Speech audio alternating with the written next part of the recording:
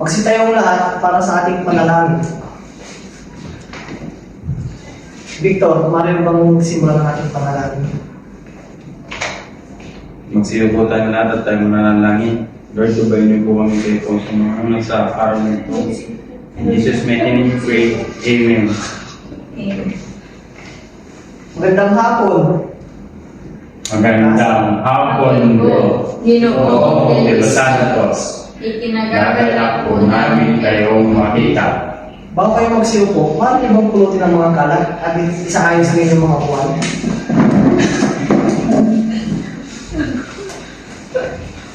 Bago tayo magsimula, narito ang mga alituntunin sa ating silid-aralan.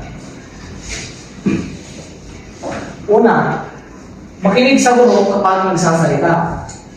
Pangalawa, igalang ang guro at mga kaklase. Pangatlo, magtaas ng kamay kung nais sumagot kung may katanungan. At pangapat, walang gagamit ng cellphone kung hindi importante. So, Sekretarya, may lumiban ba ngayong araw? Wala pong lumiban ngayong araw. So, bago tayo dumako sa ating bagong aralin, magbabalik-aral muna tayo. Ano nga bang pinalaki natin noong nakaraang araw? Danica. Tungkol po sa unang limang pandaigdig. Mahusay. So, paano nga ba nagsimula ang unang digmaan ng daigdig? Dito. Sa pag-aasasanid po kay Archduke. Tama. So, si Archduke Franz Ferdinand ay ang Prime Minister ng Serbia. So, bago tayo dumako sa ating talakayin, meron tayong aktibidad na gagawin. At ito ay pinamagatang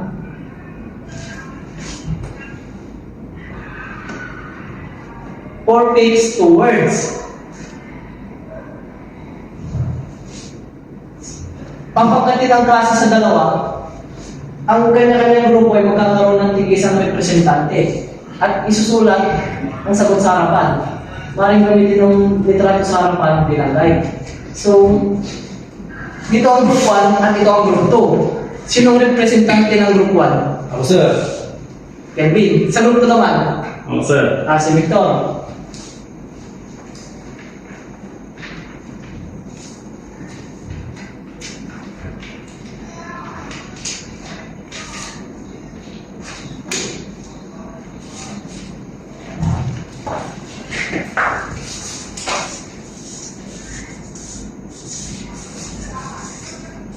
Stop! Nauna ang group 2. So dahil nauna ang group 2, meron na yung premyo. Ay, thank you, sir. Siyempre, meron yung premyo ang group 1. Thank you, sir. May idea na ba kayo kung tungkol saan ang ating tatalakayin? Opo. Sige, dahil. Tungkol po ba ito sa World War II, sir? Tama. So ang tatalakayin natin ngayong araw ay patungkol sa ikalawang digmaang pandaigdig.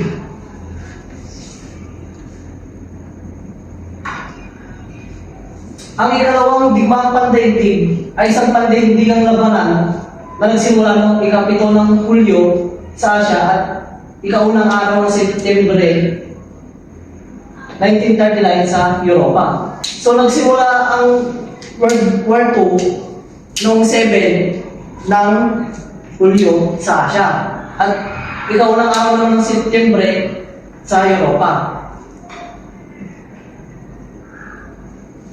Nagsimula ang digmaan sa Europa matapos lusubin ng Germany ang Poland noong 1939. Noong 1939, may dalawang grupo ang umusbong. Ito ay ang Axis powers at Allied powers. Ano nga ba yung Axis powers? So, nais ng Axis powers na palitan ng umiiral na pandaigdigang kaayusan ng isang bagong imperyo. So, sa maiksing sabi, ang Axis powers ay sila yung nananakop or sila yung parang kontrabida. And next, sa Axis powers, sino nga ba yung mga bansa at mga leader ng mga bansa. So una dyan is si Adolf Hitler. Siya ang leader ng Germany. And next is Italy, na pinangunahan ni Benito Mussolini.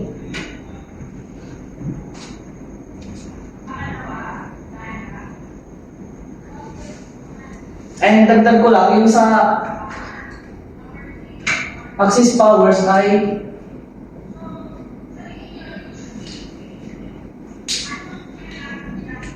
sa Axis powers is kasama yung Japan na pinangunahan ni Emperor Hirohito. And next, sa Allied powers.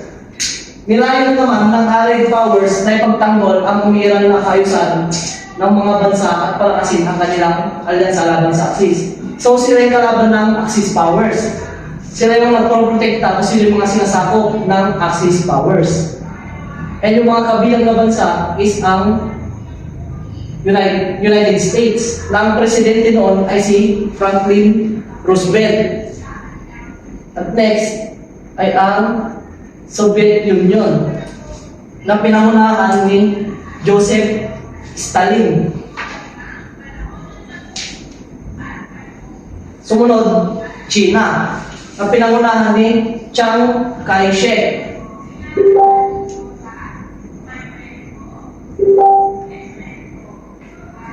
At sumunod naman ay ang France na pinangunahan ni Charles de Gaulle.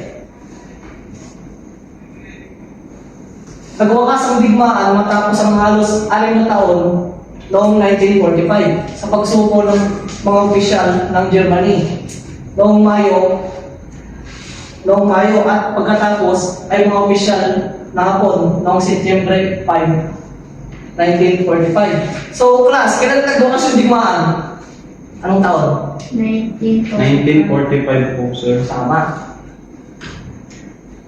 So, tumatulong tayo sa mga naging epekto ng ikalawang digmaang pandaigdig. Una is, malaki ang bilang ng mga namatay at nasirang ari-arian. Pangalawa, natigil ang pagsulong ng pandaigdigang ekonomiya dahil sa pagkawasak ng agrikultura, transportasyon, at iba pang industriya.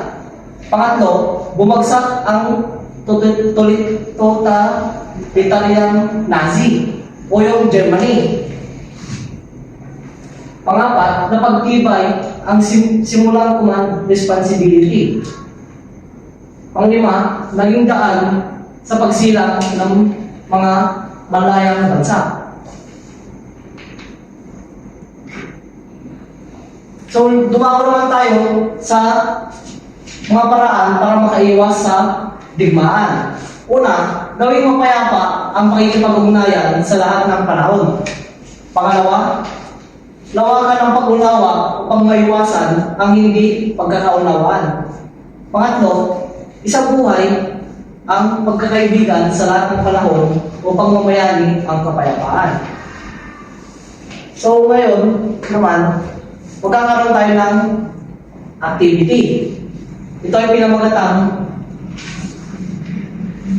hulaan mo. Pakibasa ang panuto, Jobert.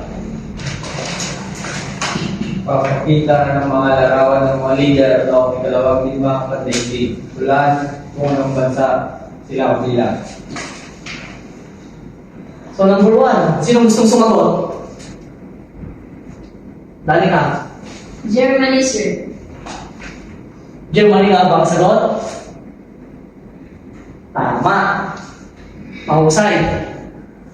And number 2, Victor. Japan, sir. Sigurado? Oo. Mahusay. Japan. At pangatlo, dali ka. Great Britain, sir. Tama. Magaling. Next. Bilang isang mag-aaral, meron bang magandang naidudulot ang pagkakaroon ng digmaan?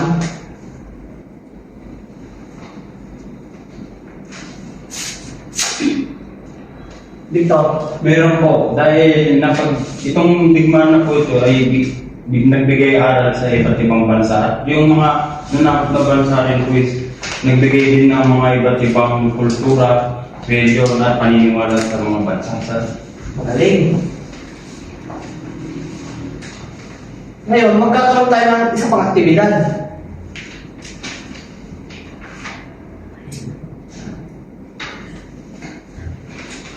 Bakit ang magatang pop or blah?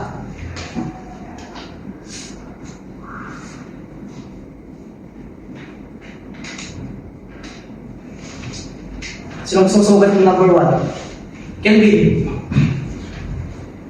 Noong 1939, may dalawang grupo ang usbong, ang Axis, Powers at Ally. Fuck, sir! Sigurado? Yes na yes! Fuck na fuck! Tama!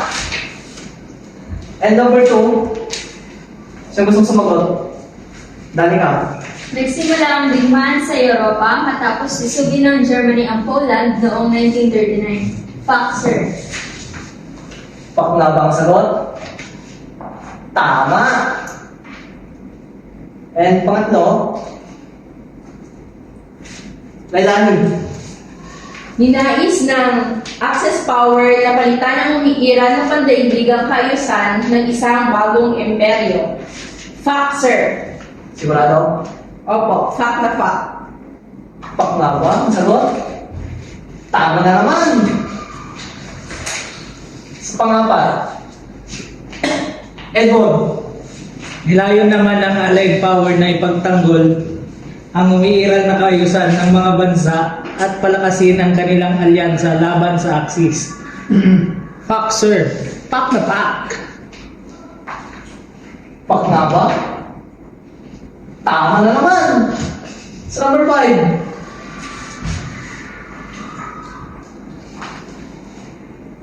Joker. Nagwakas ang mga matapos ang halos 6 na taon noong 1945. Pak? Pak.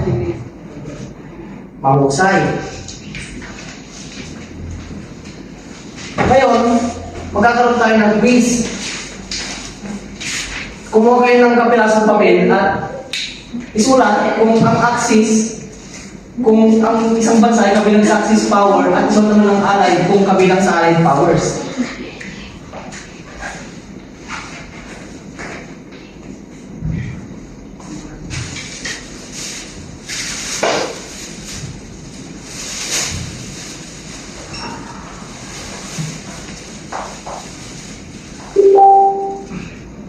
Sir, tapos na po, sir. Sir, tapos na po.